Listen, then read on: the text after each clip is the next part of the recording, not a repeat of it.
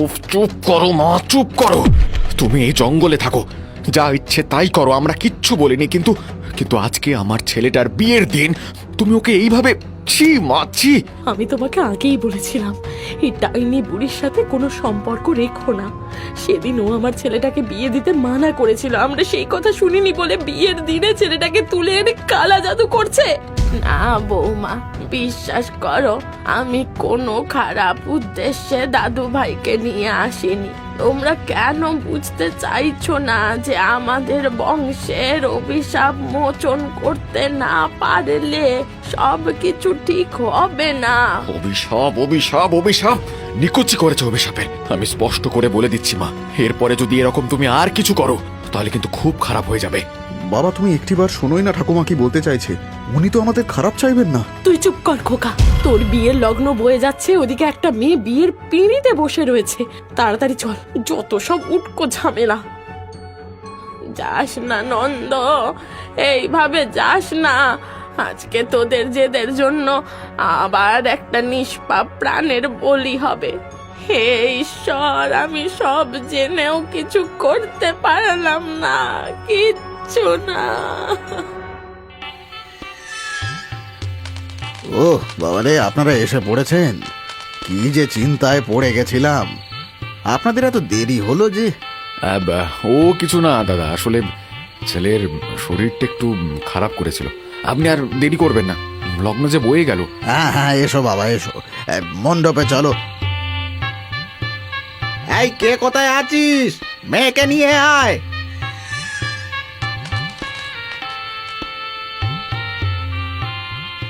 নাও বাবা নাও, এবারে সিঁদুর দান করো। মোহন সিঁদুর পরাতে যাবে,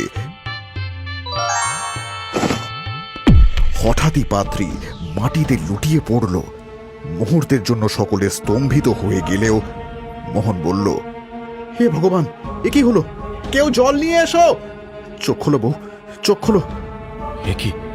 এ কি কাণ্ড! পাত্রী যে আর বেঁচে নেই। বেঁচে নেই? মারে, এ কি হলো মা? চোখ খোল, মারে চোখ খোল। হায় হায় হায় হায় হায়, এ কি সর্বনাশ হলো আমার! কেউ ডাক্তার ডাকো।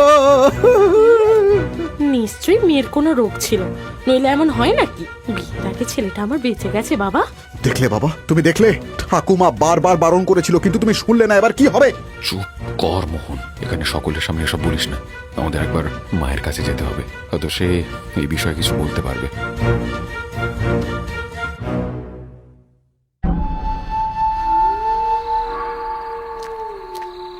কি রে, তোরা এসে গেছিস বাবা?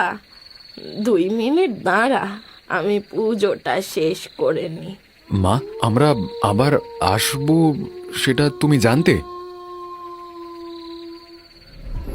জানবো না কেন রে বাছা?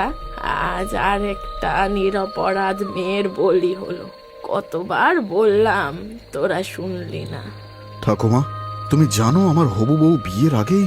হ্যাঁ বাছা, সিঁদুর দানের আগেই মা লক্ষ্মীর বিসর্জন হয়ে গেল। এটাই তো এতদিন ধরে হয়ে এসেছে।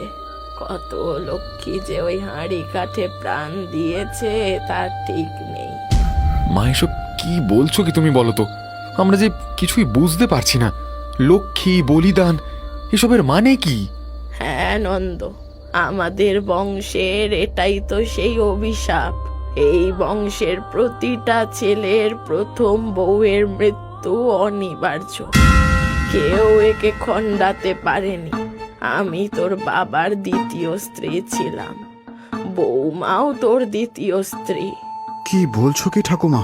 তার মানে আমাদের বংশে ছেলেদের যখন প্রথমবার বিয়ে হয় সেই স্ত্রীর মৃত্যু হবেই? কিন্তু কেন ঠাকুমা? বউরা তো ঘরের লক্ষ্মী হয়। সেটাই তো প্রহসন বাছা। এর পেছনে অনেক বড় কাহিনী রয়েছে। আমিও এই বিষয়ে কিছুই জানতাম না। একদিন এক সিন্ধুকের মধ্যে তোদের পূর্বপুরুষদের লেখা এক পুঁথি খুঁজে পাই। সেখান থেকেই সবটা জানতে পারি। কি কি সেই কাহিনী মা, বলো, আমরা জানতে চাই।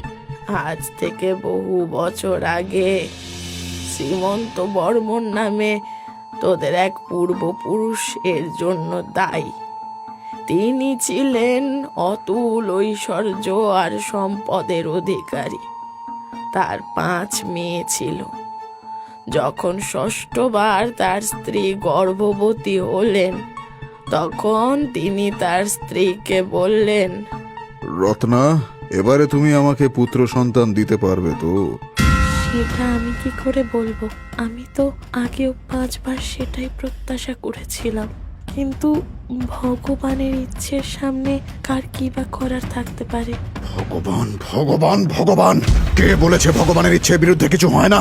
আমার এই অতুল ঐশ্বর্য, অপার সম্পদ কে ভোগ করবে? এসবের উত্তরাধিকারী কে হবে সেই চিন্তায় চিন্তায় পাগল হয়ে যাচ্ছি আমি, রত্না। কিন্তু এর আগেও তো তোমার দাদা বা ভাই সকলের মেয়ে হয়েছে। সেটাই তো দুঃখের বিষয়, রত্না। আমাদের বংশে যেন মেয়ের অভিশাপ লেগেছে। কি কি কি দরকার, কি দরকার কি মেয়ের? দরকার নেই আমার। আমার ছেলে চাই, ব্যাস। এ তুমি কি বলছো গো? মেয়ে হোক বা ছেলে, তারা তো আমাদেরই সন্তান। তুমি দেখো, আমাদের মেয়েরাই আমাদের সমস্ত সম্পত্তির রক্ষণাবেক্ষণ করবে। তুমি মিছেই ভাবছো। বোকার মতন কথা বলো না, রত্না, বোকার মতন কথা বলো না। মেয়েরা বিয়ের পরে শ্বশুর বাড়ি চলে যাবে, কিন্তু ছেলে হলে তারাই হবে আমার বংশধর। না, এইবারে আমাকে কিছু একটা করতে হবে। সে কি? তুমি কি করবে গো? সেটাই যেটা আমার অনেক আগে করলে ভালো হতো। তাহলে 5-5টা মেয়ে আমার ঘাড়ে এসে বসতো না। কাল পিশাচের আরাধনা করব আমি, কাল পিশাচ। এই বলে শ্রীমন্ত ক্ষিপ্রপদে ঘরের থেকে বাইরে বেরিয়ে গেল, আর পুরনো পুঁথি খুলে নিয়ম অনুসারে কালো কয়লা দিয়ে এক ভয়ঙ্কর দর্শন দৈত্যের মূর্তি তৈরি করে সেটার আরাধনা করতে বসলো।